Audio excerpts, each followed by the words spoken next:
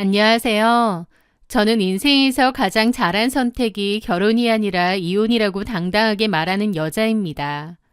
제 결혼 생활은 딱 1년 6개월이었습니다. 남들이 들으면 신혼재미가 한창일 때 아니냐고 묻겠지만 저에게 그 시간은 다시 떠올리기조차 싫은 악몽과도 같았습니다. 오늘은 제 인생에서 가장 잘한 선택, 바로 그 이혼에 대한 이야기를 아주 상세하게 들려드리려 합니다.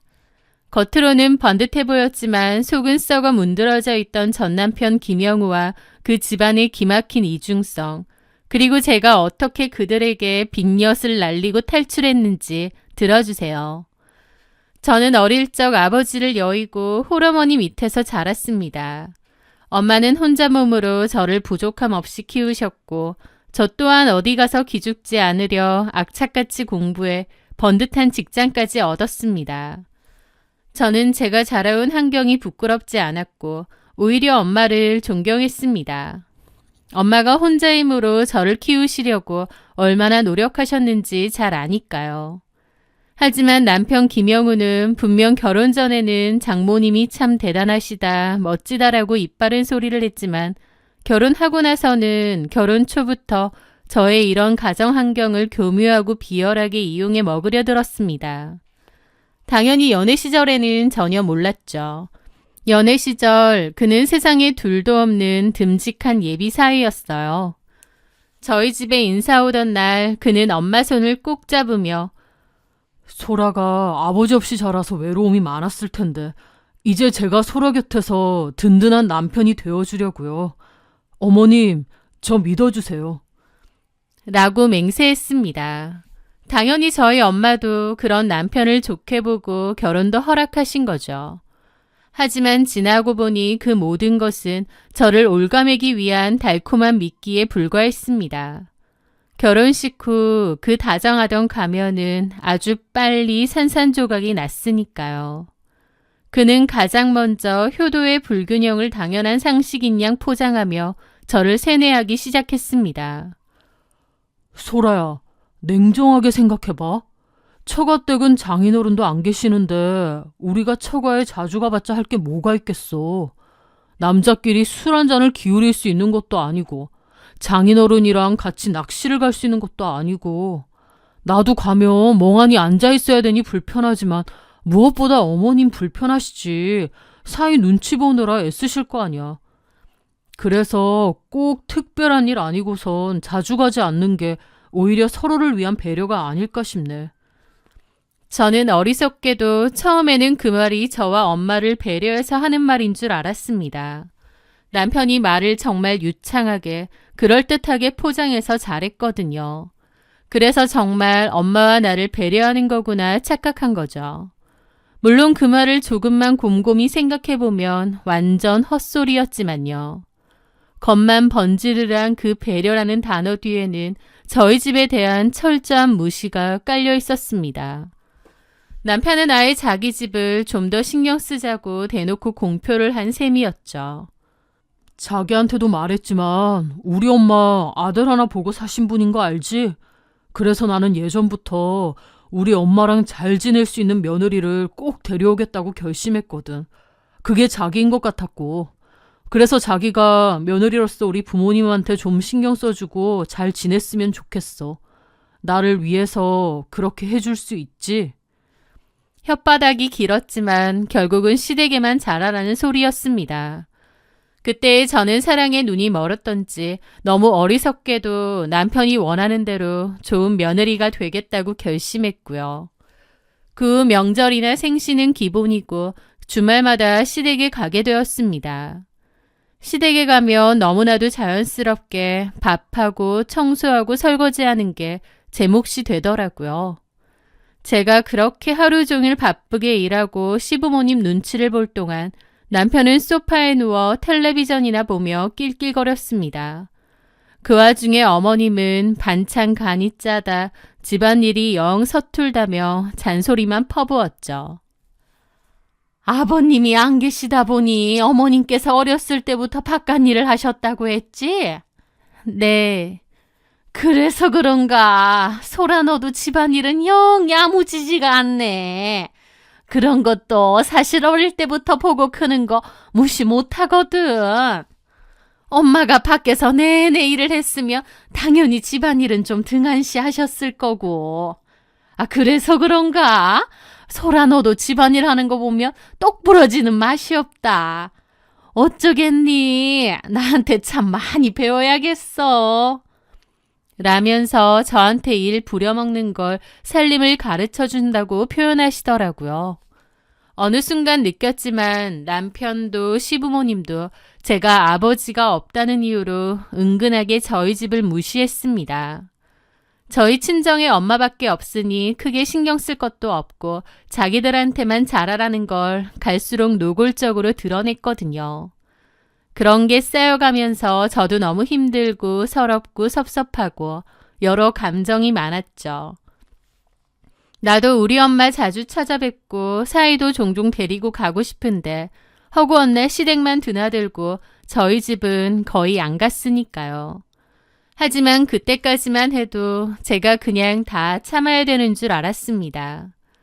그러다가 결정적으로 정이 뚝 떨어진 사건이 있었는데요. 바로 친정엄마의 환갑 때였습니다. 저는 결혼 전부터 엄마 환갑 때 해외여행을 보내드리려고 꼬박꼬박 적금을 붓는 게 있었어요. 적금 만기도 일부러 엄마의 환갑날에 맞춰서 들었던 거였죠. 드디어 만기가 되었고 엄마와 함께 패키지 여행을 가려고 예약하려 했습니다. 그런데 남편이 제가 엄마랑 여행 간다는 걸 알고 엄청 섭섭해하는 거예요. 장모님만 여행 보내드린다고? 우리 엄마랑 동갑인데 우리 엄마는? 우리 엄마도 여행 좋아하시잖아. 그 말에 저는 좀 황당하더라고요. 이건 내가 전에도 자기한테 말했지만 엄마 환갑 선물로 드리려고 결혼 전부터 모은 거야. 아는데 엄마랑 장모님이랑 동갑이시잖아. 생신도 비슷하고. 장모님만 그렇게 보내드린 거 알면 섭섭하시지 우리 엄마도. 차라리 두 분 같이 보내드리는 게 어때? 사돈끼리 오붓하게 다녀오시면 좋지 않나? 저는 어처구니가 없어서 그랬죠. 무슨 소리야. 어머님하고 우리 엄마하고 친한 사이도 아니고 사돈끼리 여행 가는 게 말이 돼? 두 분 다 불편해하시게.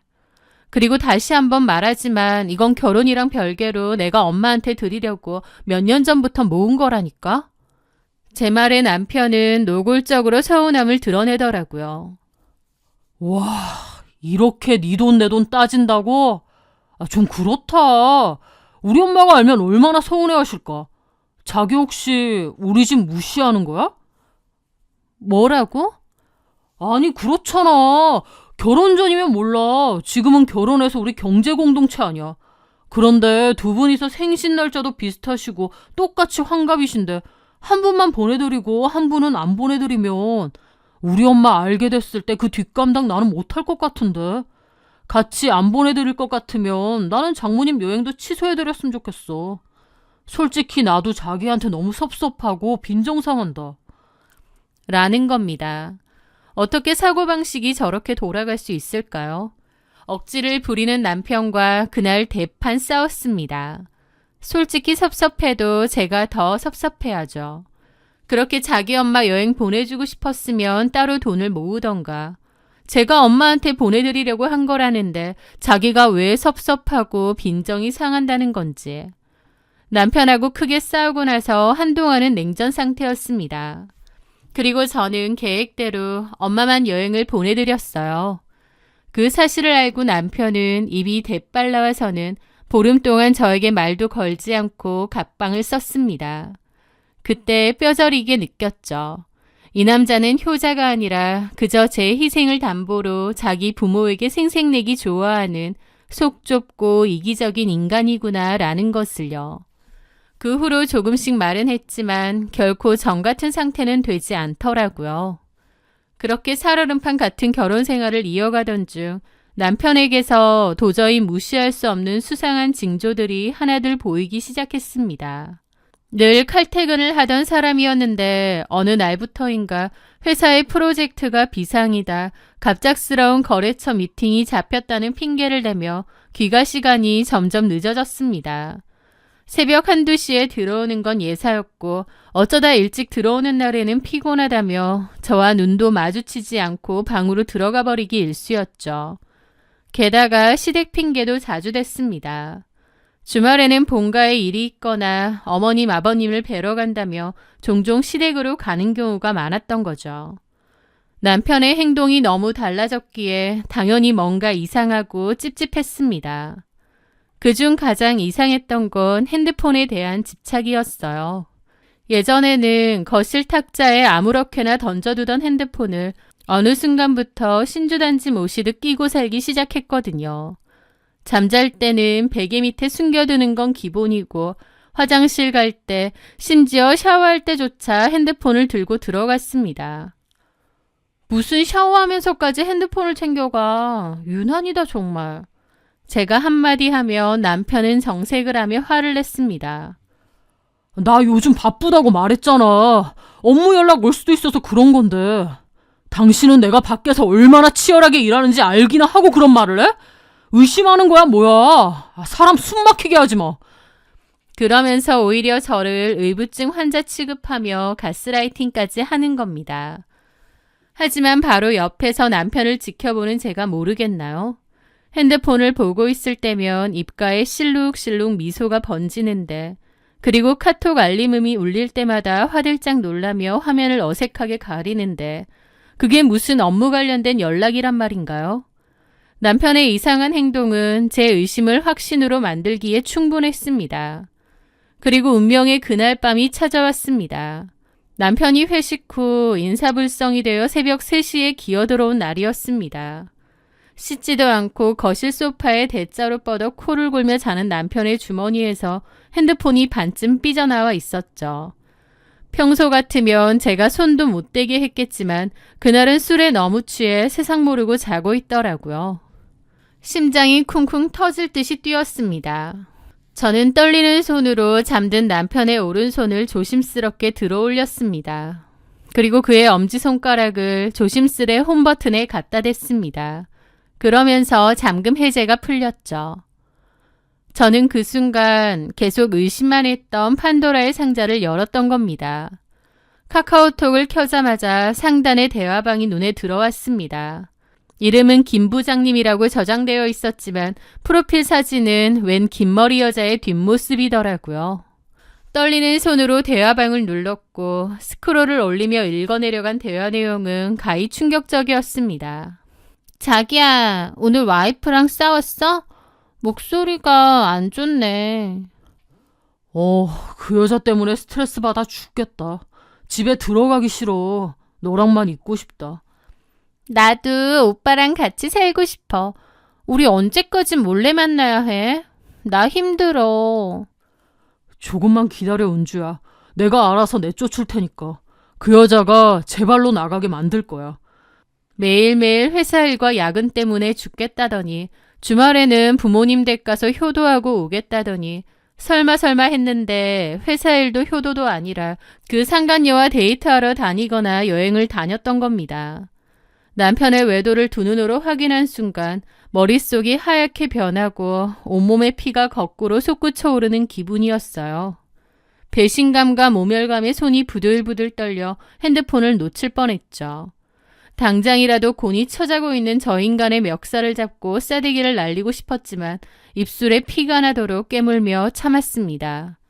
감정적으로 대응했다간 제가 더 억울한 일이 생길 수도 있다는 생각에 차가운 이성을 되찾으려 노력한 거죠.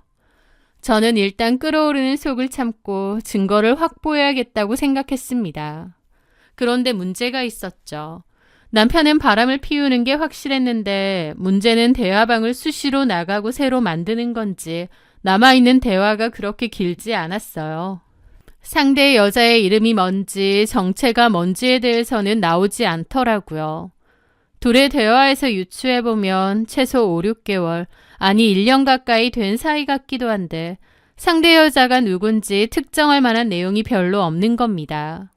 그래서 다음 날부터 분노를 억누르며 상대 여자의 정체가 뭔지에 대해서 그리고 더 확실한 증거를 잡기 위해 움직였습니다.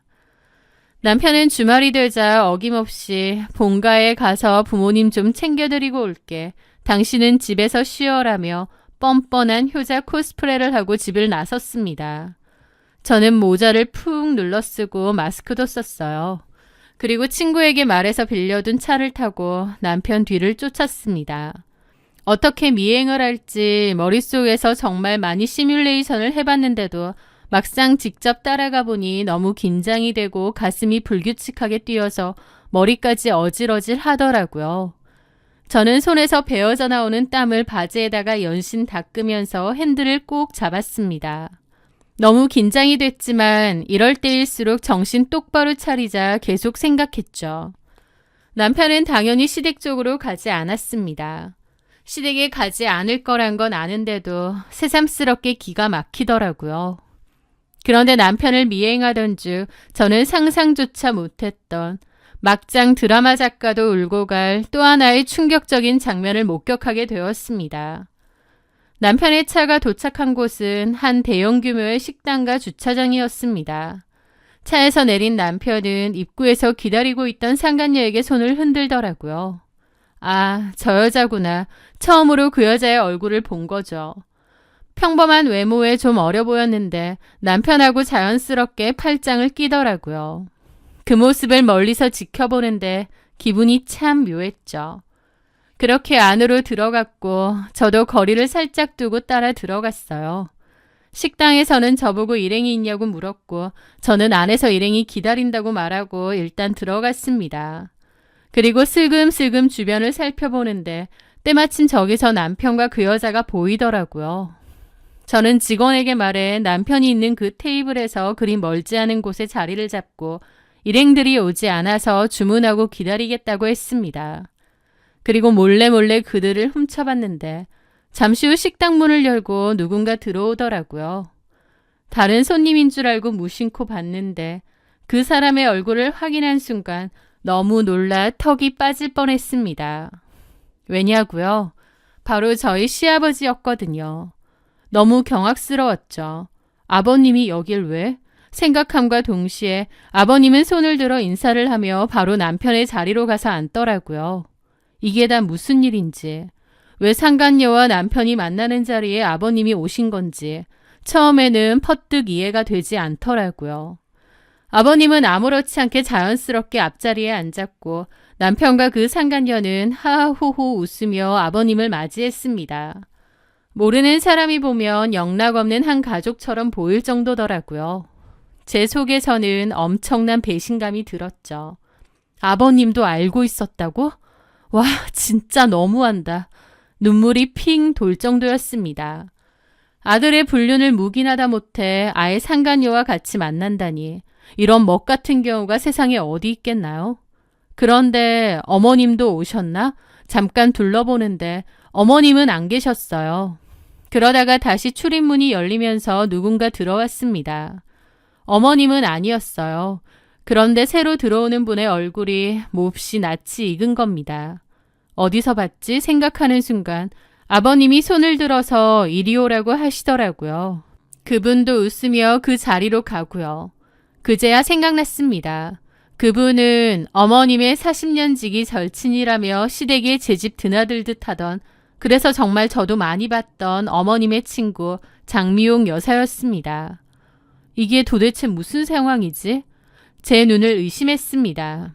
네 사람은 마치 오래된 가족 모임처럼 자연스러운 거예요. 남들이 보면 시부모님과 아들네가 식사하러 온 줄 알겠더라고요. 그러면서 지켜보니 시아버지는 장미옥 씨에게 물을 따라주고 장미옥 아줌마도 익숙한 듯 이런저런 얘기를 하더라고요. 그 앞에는 제 남편 김영우와 상간녀도 있었고요. 그 꼬라지를 보는데 머리를 망치로 얻어맞은 것 같았습니다. 어머님이랑 둘도 없는 친구라던 장미옥 아줌마가 시아버지의 내연녀였고 제 남편은 그 사실을 알면서도 묵인하고 있었던 겁니다. 아니, 묵인이 아니라 서로의 불륜을 덮어주고 다 같이 만나기까지 하는 거예요. 부자가 쌍으로 바람을 피우면서 며느리이자 아내인 저와 시어머니를 완벽하게 바보로 만들고 있었던 겁니다. 저는 손이 부들부들 떨리는 것을 참으며 이 기막힌 장면을 몰래 동영상으로 남겼습니다. 화장실을 갔다 오는 척하면서 반대쪽에서도 슬쩍 촬영하고요. 그 후에도 좀 더 미행을 붙으면서 그 상대 여자가 남편과 같은 회사에 다니는 여자라는 걸 알아냈습니다. 그렇게 저는 이혼 소송 준비를 마치고 남편이 출근한 사이 어머님을 찾아갔습니다. 이혼할 때 하더라도 어머님께도 이 사실을 다 알려드려야겠더라고요. 제가 난데없이 찾아왔다고 어머님도 좀 황당해 하시는 거예요. 저는 차분하게 자리에 앉아 말씀을 드렸습니다. 네가 갑자기 웬일이냐? 드릴 말씀이 있어서요. 어머님도 아셔야 될 일이에요. 잠깐만 앉아보시겠어요? 뭔데 그렇게 심각한 얼굴이야? 형우랑 싸웠니? 저는 마음을 다잡고 말했습니다. 저 그 사람이랑 이혼하려 합니다.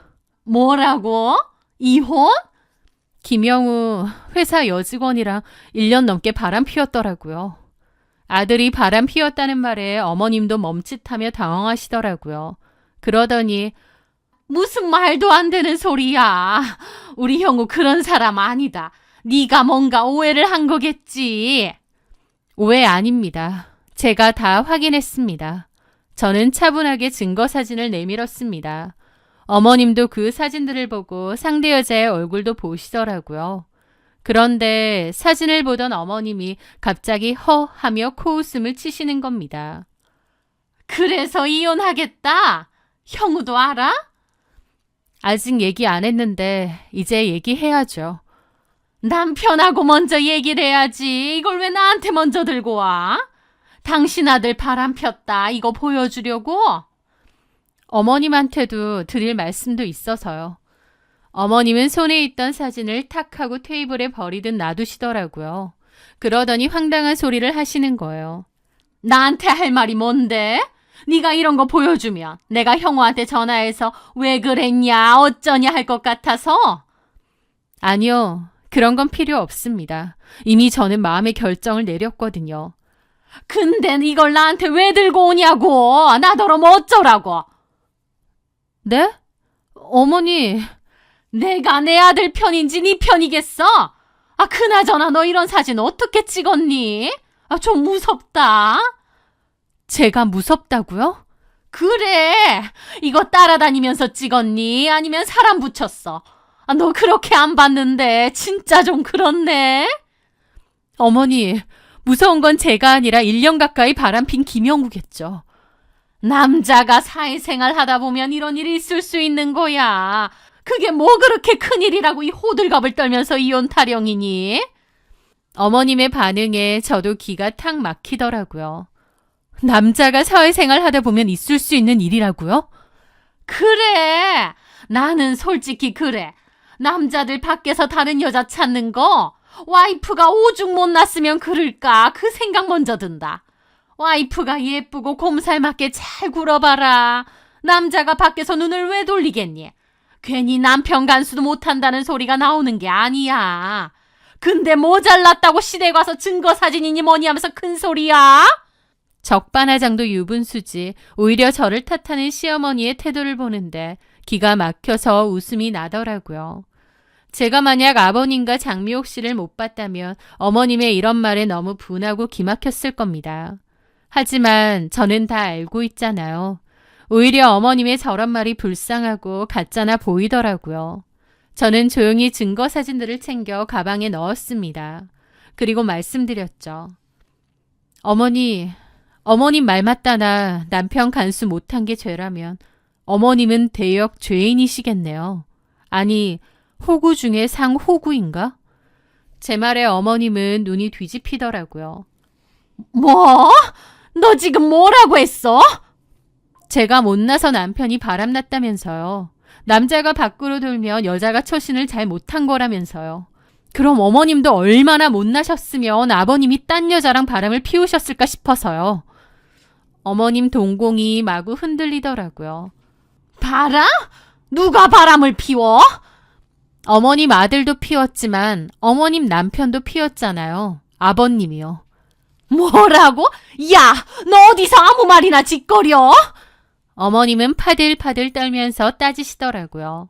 저는 코웃음 치며 말했습니다. 김영우 불륜 쫓다가 아버님도 봤거든요. 아들이 바람 피우는 거 뻔히 아시는 것 같더라고요. 그런데 아버님도 혼자가 아니시던데요. 어떤 분이랑 아주 다정하시던데 어머님은 전혀 모르셨나 보죠? 어머님도 아시는 분이던데. 내가 아는 사람이라고? 누군데? 장미용 여사님이요. 어머님 절친. 어머님은 제 말에 입을 떡 벌리시더라고요.